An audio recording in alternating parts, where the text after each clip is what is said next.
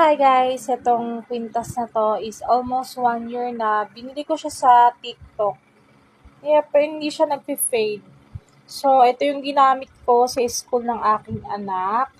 Almost 1 year ko na siya nagamit, pero hindi siya kumupas. Parang gold pa rin siya as in. Ayan guys, ang ganda niya. So, ano kaya maganda ngayon na gagamitin naman for this 2025. So, I will keep it na iba naman gagamitin ko ngayon 2025. So guys, ito naman yung isa pang nabili ko sa TikTok. So, wala na siyang dito. Wala siyang style. Ganito lang style niya, simple. So, try natin itong taon na to kung kukupas ba siya or hindi. Gagamitin ko siya kasi may terno siyang bracelet.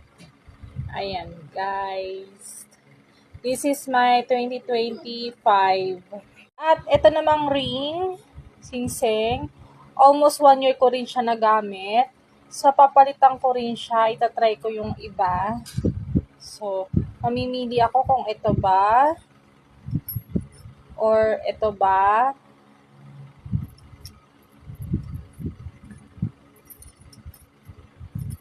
Or itong simple na to.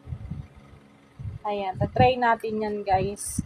And then yung hikaw, so I will try it na ito naman. Ganyan. Para makita natin kung ano talagang the best itong year. Yan yung mga na bili ko sa TikTok. Ayan. Itong isa naman guys is regalo sa akin ng husband ko. So ayun dun sa pinakang-bilog ngayon is may image yan namin dalawa. So hindi ko muna siya gagamitin kasi nanghihinayang ako baka mawala eh. Syempre naka-indicate yan yung kasal namin dalawa.